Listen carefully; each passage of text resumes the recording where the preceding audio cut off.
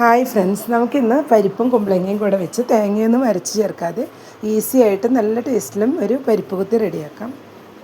കുമ്പളങ്ങ വെച്ചിട്ടുള്ള പരിപ്പ് കുത്തി ഉണ്ടാക്കാനായിട്ട് 1/2 കപ്പ് സാമ്പാർ പരിപ്പാണ് എടുത്തിട്ടുള്ളത്. അത് നന്നായി വാഷ് ചെയ്ത് വെച്ചതാണ്. പിന്നെ ഒരു പീസ് കുമ്പളങ്ങയും കൂടെ എടുത്തിട്ടുണ്ട്. ഇത് നമുക്ക് സ്ക്വയർ ഷേപ്പിലൊന്ന് കട്ട് ചെയ്തെടുക്കണം.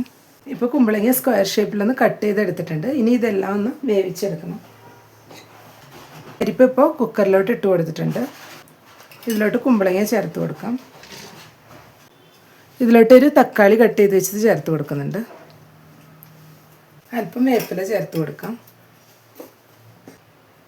1/2 ടീസ്പൂൺ മഞ്ഞൾപ്പൊടി ചേർത്ത് കൊടുക്കാം.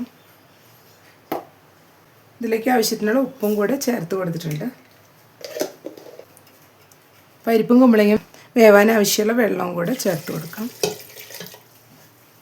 ഞാനിപ്പോൾ 1.5 ഗ്ലാസ് വെള്ളമാണ് ചേർത്ത് കൊടുത്തിട്ടുള്ളത്. ഇതെല്ലാം കൂടെ ഒന്ന് മിക്സ് ചെയ്തെടുക്കാം. പരിപ്പ് അധികം ഇളകി പോവാതെ മുകൾ ഭാഗം ഒന്ന് മിക്സ് ചെയ്ത് കൊടുത്താൽ മതിയാവും. അല്ലെങ്കിൽ പരിപ്പ് വെന്ത് വരാൻ പാടായിരിക്കും.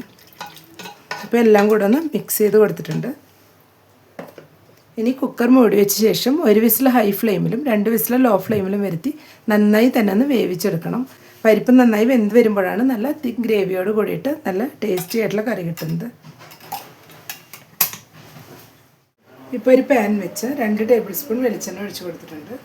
ഇതിലോട്ട് ആദ്യം നമുക്ക് കടുക് ഇട്ട് കൊടുക്കാം. 2 ടീസ്പൂൺ കടുകാണ് ഇട്ട് കൊടുക്കുന്നത്.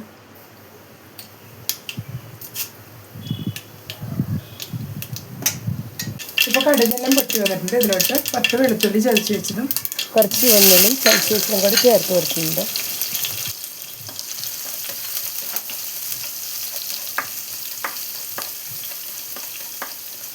ഒരു സവാള കട്ട് ചെയ്ത് വെച്ചതും കൂടെ ചേർത്ത്. ഇനി ഇതെല്ലാം കൂടെ നന്നായി തന്നെ ഒന്ന് വഴറ്റിയെടുക്കാം. വീഡിയോ കണ്ടുകൊണ്ടിരിക്കുമ്പോൾ ഇഷ്ടപ്പെടുകയാണെങ്കിൽ ലൈക്ക് ചെയ്യാനും ഷെയർ ചെയ്യാനും സബ്സ്ക്രൈബ് ചെയ്യാത്തവർ സബ്സ്ക്രൈബ് ചെയ്യാനും സപ്പോർട്ട് ചെയ്യാനും മറക്കരുത്. കൂടെ തന്നെ ബെല്ലൈക്കൺ ഒന്ന് പ്രസ് ചെയ്ത ശേഷം അതിലുള്ള ഓൾ എന്നുള്ള ഓപ്ഷനും കൂടെ ഒന്ന് എനേബിൾ ചെയ്ത് കൊടുക്കണേ. അപ്പോഴാണ് ഞാനിടുന്ന പുതിയ വീഡിയോസെല്ലാം നോട്ടിഫിക്കേഷൻസായിട്ട് എല്ലാവർക്കും ലഭിക്കുന്നത്. ഇപ്പോൾ സവാളയും വെളുത്തുള്ളി എല്ലാം ഒന്ന് കളർ മാറി വന്നിട്ടുണ്ട്. ഈ സമയം അല്പം വേപ്പില ചേർത്ത് കൊടുക്കാം.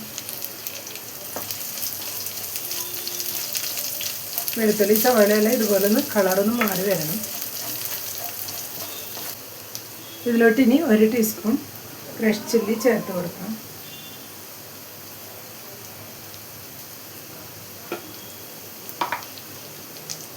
1 ടീസ്പൂൺ മുളക് പൊടി ചേർത്ത് കൊടുക്കുന്നുണ്ട്.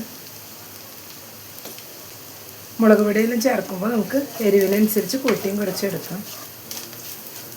എല്ലാം കൂടെ ഒന്ന് ചൂടാക്കി എടുത്തിട്ടുണ്ട്. ഇനി ഇതിലോട്ട് നമുക്ക് വേവിച്ച് വെച്ച കുമ്പളങ്ങയും പരിപ്പും കൂടി ചേർത്ത് കൊടുക്കാം.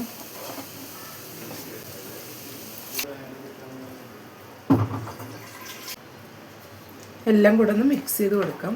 പരിപ്പെല്ലാം ഇതുപോലെ തന്നെ നന്നായി ഒന്ന് വെന്ത് വരണം.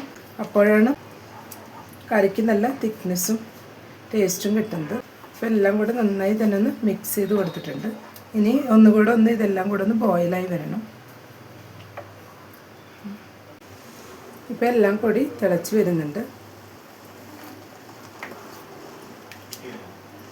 ഇപ്പോൾ കുമ്പളങ്ങ ചേർത്ത പരിപ്പ് കുത്തി ഇവിടെ റെഡിയായി വന്നിട്ടുണ്ട്. ഇത് ചപ്പാത്തിയുടെയും ചോറിൻ്റെ എല്ലാം കൂടെ കഴിക്കാനായിട്ട് നല്ലൊരു കോമ്പിനേഷനാണ്. തേങ്ങയൊന്നും അരയ്ക്കാതെ വളരെ പെട്ടെന്ന് തന്നെ റെഡിയാക്കി എടുക്കാനും പറ്റും. അപ്പോൾ എല്ലാവരും ഈ രീതിയിലൊന്ന് ട്രൈ ചെയ്ത് നോക്കുക. ഇഷ്ടപ്പെട്ടെങ്കിൽ ലൈക്ക് ചെയ്യാനും സപ്പോർട്ട് ചെയ്യാനും കൂടെ തന്നെ ഫീഡ്ബാക്സിനെല്ലാം അറിയിക്കാനും മറക്കരുത്. Thank you.